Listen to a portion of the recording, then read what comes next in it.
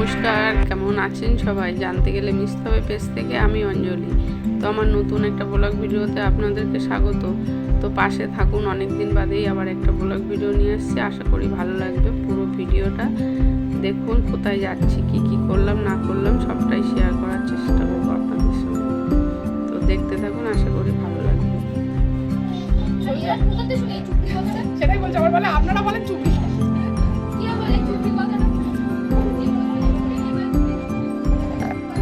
তো এই দিক থেকে আমি রেডি হচ্ছি, আর পাশ থেকে 100 টাকা 30 টাকার গাড়িগুলো যায়, সেখানে চুপড়ি শুনে আমার মেজমেই আবার একটু বলছে কে এই চুপড়ি কথাটা বলে।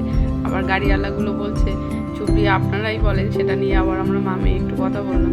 তো এইদিকে দেখো, ছোটো মেয়েকে নিয়ে যাব না, যেহেতু ওর পায়ে এখনও ব্যান্ডেজটা আছে, তো ওই জন্য আমরাই যাচ্ছি। আর কি কারণে যাচ্ছি না যাচ্ছি সেটা পুরোটাই জানাবো, সাথে থাকো। আর এইদিকে মেয়ে বসে বসে আঁকছে, আমরা রেডি সেডি হয়ে বেরোচ্ছি। তো আমরা বেরিয়েও গেছি, এই স্টেশনে চলে এসেছি, ট্রেনে উঠে গেছি। তো ওই দিক থেকে আমি আর জামাইবু তো বাড়িতে হালকা করে খেয়ে এসেছিলাম, আর দিদি আর আমার বর আর কি কিছু খাওয়ার টাইম পাইনি। তো সেই কারণে ওরা আবার একটু গাড়িতে উঠে। তো দিদি আসার সময় মিষ্টির দোকান থেকে নিয়ে এসেছিলো কচুরি। তো বর আর দিদি মিলে সেই কচুরিটা ট্রেনে বসে খেয়ে নেবে।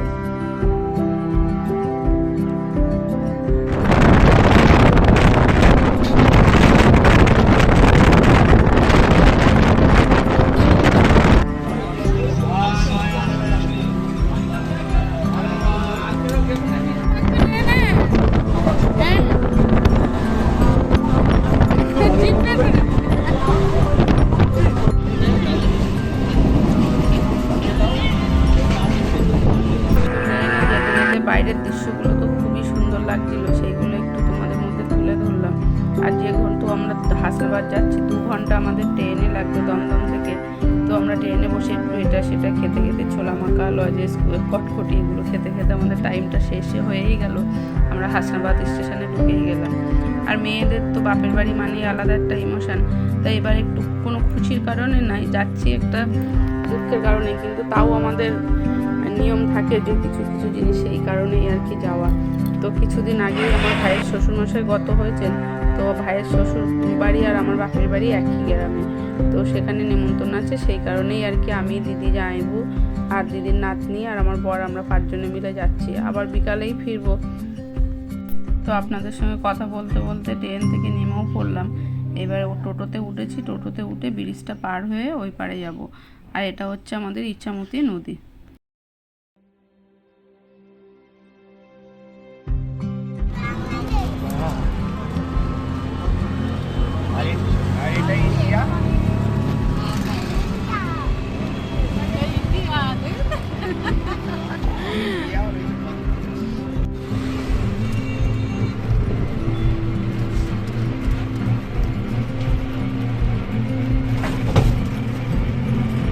কি এসেছে?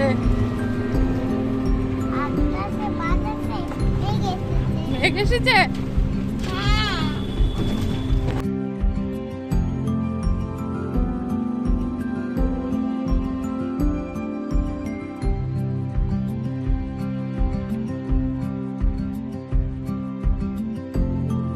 তো আমরা টোটো থেকে নেমে পড়েছি, আর দেখলেই তোমরা কত সুন্দর সবুজ প্রকৃতি গ্রামে। এই জন্যই তো গ্রাম আমার এত প্রিয়।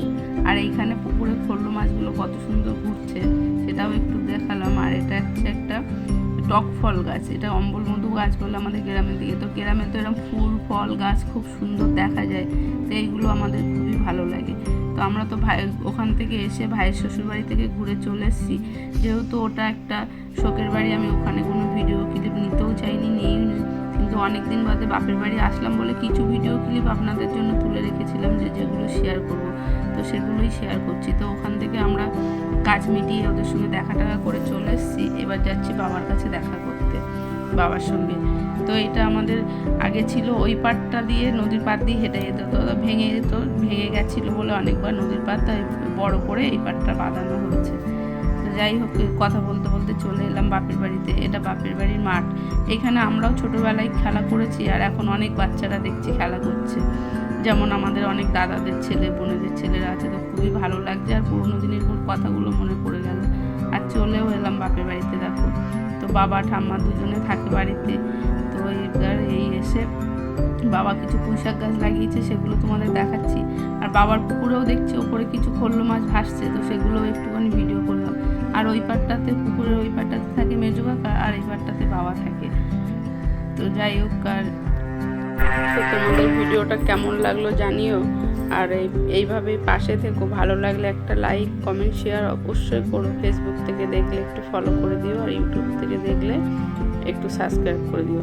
তো সবাই ভালো থেকো, সুস্থ থেকো। আজকের ব্লগটা এখানেই শেষ করছি।